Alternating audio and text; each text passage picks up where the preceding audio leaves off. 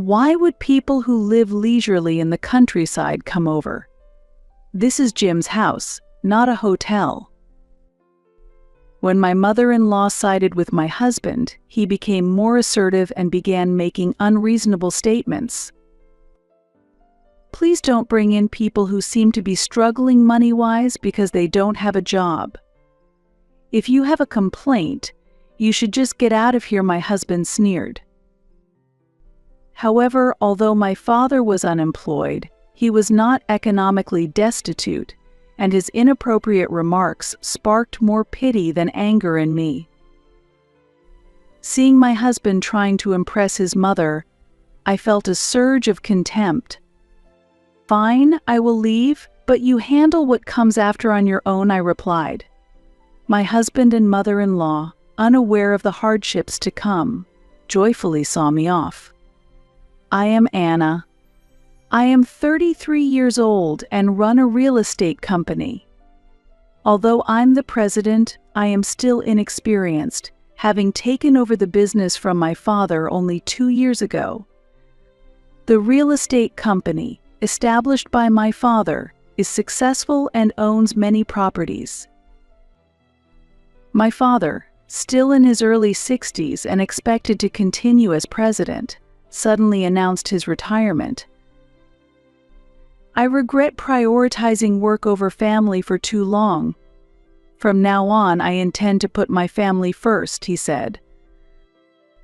He decided to move to his wife's hometown, where she had returned several years earlier to help care for her grandmother with dementia, because it was too difficult to manage alone. I've barely helped with household chores, so I want to make up for my past mistakes, he said, slightly embarrassed. My mother was very pleased to hear this. Previously, my father prioritized work, and my mother managed all the household chores and taking care of me all by herself, without complaints, creating an environment that allowed him to focus on his work. Although I agreed with my father's decision, I couldn't hide my turmoil about taking over as president. I'm too young for the role of president. Please leave it to someone else, I pleaded, but my father's resolve did not change. The other employees trust you, and it might be good to take on the challenge. If there's a problem, I'll help, my father assured me, and I decided to accept the responsibility. 6 months before taking over as president, I married Jim, whom I met through work. My father highly respected Jim, saying, "I fully support your marriage to Jim because he is capable and sincere." However, my mother was somewhat concerned when she learned about Jim's family background. Jim also lives alone with his mother, doesn't he? Anna, you might end up living with Jim's mother, my mother remarked. As it turned out, my husband was living with his mother. His parents had separated during his high school years, and his mother raised him alone. My husband deeply respected his mother, and I was also preparing to live with her in the future. However, it seems his mother preferred to live alone. My mother seems to have a new partner and wants to enjoy more freedom, my husband said, and I felt relieved.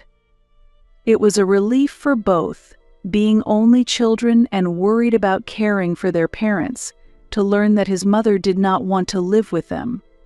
After our marriage, we lived in my apartment. But after my father moved to my mother's hometown, we started living in the apartment where my parents had lived. We should move to the apartment where my parents used to live. It's on the top floor of a luxury apartment and much bigger than here, my husband said, so we decided to move there. This apartment was owned by my company, making the paperwork process smooth. It might be too big for just the two of us, but it felt right for when we had children. After moving to the top floor of the luxury apartment, my husband was very satisfied. "I'm happy I married you. Thanks to that, we live in a wonderful apartment." It seems he thought that I had bought the apartment from my father. How much did you buy this room for? It would be nice if your father gave it to us for free, right? Why he was under that impression was unclear, but I decided to keep the truth a secret. By letting him believe we had bought the expensive apartment, I hoped he would contribute to the living expenses. Previously, my father had said my husband was responsible, but ever since we got married, he had hardly paid any living expenses. If my husband thinks that I've depleted our funds purchasing the apartment, he might start worrying about our finances a bit. He has been assuming that I will cover all expenses even after I became president, and I felt it was unfair that he contributed nothing to our costs. Shortly after we began our life in the new apartment, my father called. "The view from the apartment must be stunning, right? Does Jim like it?" he asked, sparking my interest. I thought I needed to surprise him a bit when I heard that Jim isn't contributing to the household. My father continued. While smiling, he revealed that he had told a false story to my husband during the move. The apartment was quite expensive, and I pretended that I had bought it from my father at the regular price, which depleted my savings. Understanding this background deepened my understanding of where my husband's misunderstanding came from. My husband, under the impression that I had purchased the apartment, was expected to support the household financially, but that did not happen. In reality, far from supporting our household, he considered the apartment his own property. There aren't many people my age who own such a prestigious apartment. My mother was very pleased when I told her, he said. It's unclear how he explains it to others, but he seems to be proclaiming that we own the apartment we live in. Seeing how happy he is makes it difficult to reveal that we are actually renting and paying high rent. As long as I keep silent, the truth remains unknown, and I've decided to keep it that way. After we moved into the luxury apartment, my mother-in-law started visiting more often. Jim always said it, but this view is truly wonderful. I am envious of you two living here. She always praised the view. Feeling that she might like this place, Jim responded with a smile. There's still room here, Mom. Why don't you consider moving in? Your old house is getting too old and uncomfortable, isn't it? He suggested. Seeing my surprised face, my mother-in-law seemed to realize something. If I come here, Anna might not be pleased, so I'll refrain, she said regretfully. I was shocked that my husband had suddenly changed his opinion about living together, which hadn't been discussed before. Feeling that my mother-in-law was trying to avoid cohabitation for my sake, I explained my feelings. I think it's better to maintain a proper distance with you, Mother. From my experience with my family, I believe it's important to respect each other even in close relationships. I'd like to discuss the cohabitation issue thoroughly with my husband. My mother-in-law looked a bit displeased but did not argue further. After she left, I asked my husband about the situation. Wasn't your mother planning to live with her new partner? I asked, to which my husband frowned and retorted, Don't interfere with what my mother decides. This is my house. There's no problem if my mother lives with us. It seems he thought this house was his own. The apartment we live in is a rental, so it belongs neither to me nor to my husband. Since I registered my husband as the leaseholder when we signed the contract, he might be under the impression that he purchased the property. I explained the details of the contract to him, but he did not check them thoroughly and misunderstood that he had bought the property. Thinking that telling him this apartment isn't his would make him angrier, I avoided that discussion. Moreover, the possibility of my mother-in-law moving in troubled me. I don't mind if your mother moves in, but her new partner isn't coming with her, right? I asked cautiously, and my husband was also at a loss for words. While I can accept living with my mother-in-law, I want to avoid welcoming her unknown romantic partner. Since my husband had previously mentioned the possibility of his mother remarrying, that issue has been on my mind. Even when I asked him, he avoided giving a clear answer. Lately, he has been coming home late every day, and our conversations have decreased compared to before. I've been upset for a while that he doesn't pay living expenses, but learning that he is unilaterally planning to have his mother move in was both surprising and disappointing. Distressed by my husband's issues, I contacted my parents' home for advice. I'm worried Jim might invite his mother to our apartment, but how should I handle it? I asked, and after a moment of silence, my father responded. I thought you might end up living together eventually, but this seems early. But will she really move in? My father also sensed the possibility of my mother-in-law living with us, but could not hide his concern. When I mentioned that her lover might also live with us, my father answered more forcefully. That would be a serious issue. If something comes up, I'll join the discussion. Please contact me. These words encouraged me. I also wanted to talk to my mother about the situation, but I heard that my grandmother had fallen ill and been taken to the hospital. According to my father, her condition was very critical, so he told me he would inform me immediately if anything happened. I was worried about my mother-in-law, but I was more concerned about my grandmother's health, and soon received news that her condition had worsened.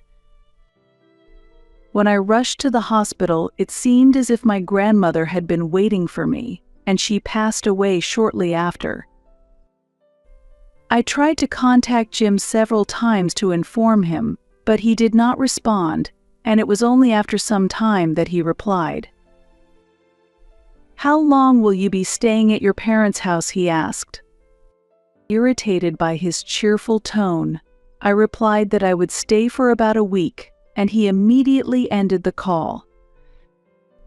My parents were displeased because he did not appear at my grandmother's funeral. I wanted to talk to Jim. Since your grandmother passed away, he could have at least taken a day off. Why didn't he come? My father said, and my mother nodded in disappointment.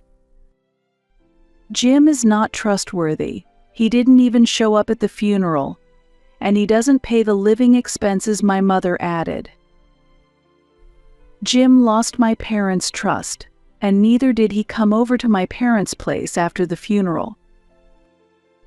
When I returned home, Jim's mother had already moved in. I've moved all the belongings. I guess I have to live here now, she said cheerfully. I was shocked by her words, and Jim looked at me mockingly. Your grandmother passed away at a convenient time, so I could move in while you were away.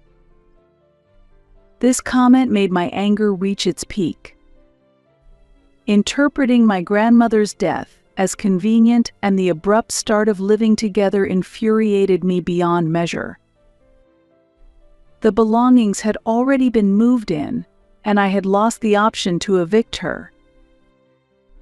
With the sudden start of cohabitation, my mother-in-law did not help with household chores at all. Hurry up and make dinner. You need to sort out the belongings too. She treated me like a housemaid, a stark contrast to her calm demeanor during visits, and was strict in her orders. It was impossible for me, who was working, to meet all her demands, and her displeasure increased each time. Anna, you are a wife and should obey. Jim is earning well, so you won't have trouble, even if you quit your job. Despite receiving her complaints, I grew suspicious of how Jim was explaining our financial situation to her. Her complaints were unbearable, but what I couldn't tolerate was her inviting her boyfriend over to our house while Jim and I were at work. When I returned home from work, a man I didn't recognize was in the house and demanded that I start cooking immediately. I was shocked to learn that the man, close in age to Jim, was my mother-in-law's boyfriend. "Please stop your mom from inviting her boyfriend over. Are you okay with strangers entering our home as they please?" I asked, but Jim seemed unconcerned. I was also worried that her boyfriend was close in age to Jim. "Is that man really serious about your mother? Isn't she being deceived?" I asked seriously, and Jim, sensing something, became silently worried. The man was flashy, wearing expensive accessories and a watch, not seeming like a typical office worker. Jim, like me, doubted that the man was seriously employed. Just as I was about to discuss this matter with my parents, my mother contacted me. She wanted to stay over for a few days to thank relatives who had helped at my grandmother's funeral, she told me. She said there was something she needed to tell Jim. "Actually, my mother-in-law has already moved in. Let's talk about it while everyone is here." My mother was shocked to hear this. My parents wanted a serious conversation with Jim and his mother, so when I conveyed this, Jim was furious. "Why are your parents coming over? This is my house now." Hearing his voice, his mother rushed over and demanded an explanation from me. "Why would people who live leisurely in the countryside come over? This is Jim's house, not a hotel." When my mother-in-law sided with Jim, he became more assertive and began making unreasonable statements. "Please don't bring in people who seem to be struggling money-wise because they don't have a job. If you have a complaint, you should just get out of here," my husband sneered. However, although my father was unemployed, he was not economically destitute, and his inappropriate remarks sparked more pity than anger in me. Seeing my husband trying to impress his mother, I felt a surge of contempt. "Fine, I will leave, but you handle what comes after on your own," I replied. When I said that calmly, Jim was at a loss for words, but his mother vehemently objected. "Impudent daughter-in-law, get out. We can manage without you." Confused by her excessive confidence, I took my valuables and left the apartment. Since Jim had not told his mother I was a president, he thought they wouldn't struggle without me. I chose an empty property owned by my company and decided to move there. When I invited my parents to my new home and explained the situation, my mother was furious. "Why did you have to move out of your own apartment? Let's restore everything to how it was." In fact, my mother was under the misconception that the apartment was mine, but my father laughed and revealed that it was rented. My mother had been away caring for my grandmother for a long time and was not aware of the contract details. "We need to tell Jim the reality soon. He can't afford the high rent," my father said, and I agreed, deciding to check the situation myself. When I returned to the apartment after a long time, Jim was there, looking dejected and waiting for me. "I was actually about to contact you. I got a notice about the rent. It's okay to say that I own this place, right?" To clear up the misunderstanding, I showed Jim the rental contract. "This is the contract you signed yourself. How can you say such absurd things?" I exclaimed. Seeing the document, Jim realized he had signed it and his face changed. As Jim fell silent, his mother screamed with a terrifying expression, "Whether this apartment is rented or not, I am not leaving here. I have already given up my previous residence, and I have nowhere else to go."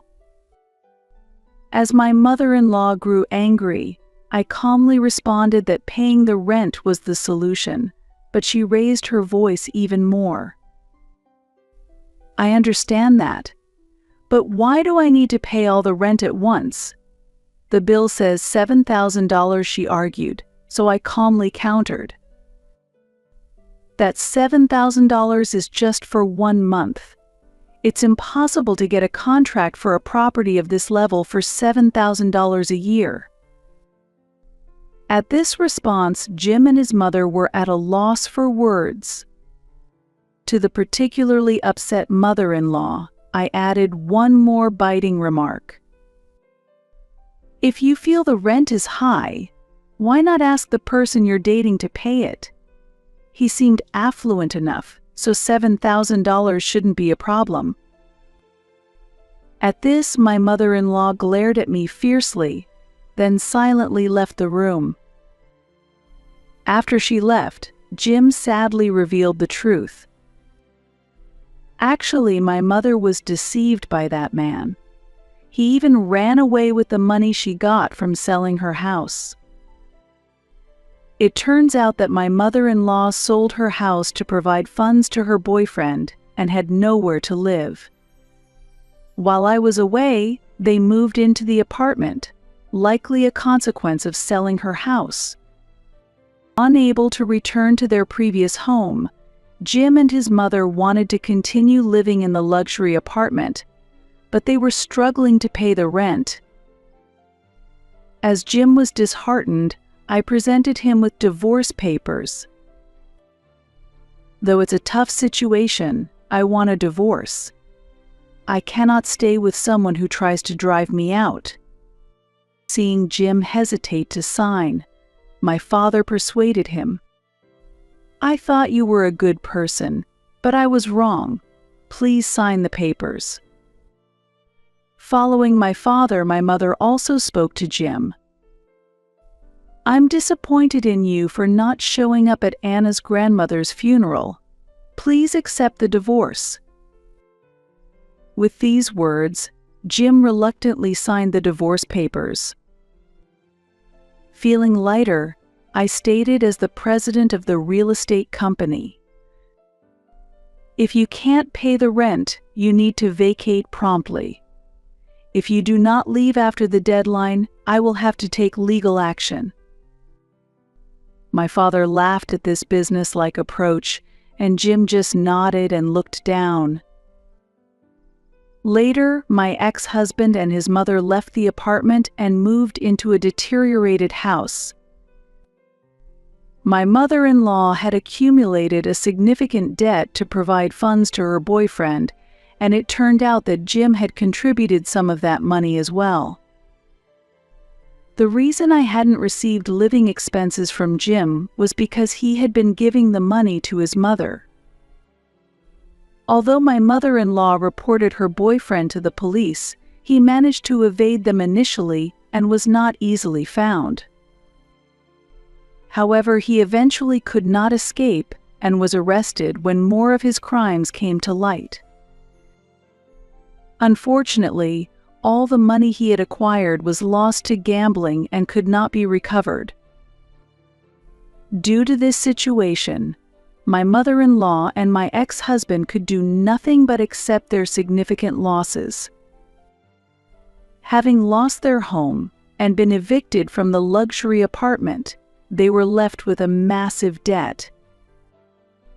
My ex-husband repeatedly contacted me trying to mend our relationship, but I firmly rejected his attempts. "I have no intention of discussing anything with someone who insulted my parents as poor. If you persist in contacting me, I will report you to the police for stalking," I sternly warned him, and after that, his contacts completely stopped. After resolving the issues with my ex-husband, I started a new life with my parents. My mother's family home was put on the market and successfully sold. Living with my parents again is different from before, and my days are filled with a new sense of freshness. Through this challenging period, I was once again reminded of the value of my parents' unconditional support and advice. Having gone through many difficulties, I feel personal growth and an increased motivation for my work. While my parents hope I will eventually remarry, I want to focus on running my company for now, putting my personal life on hold.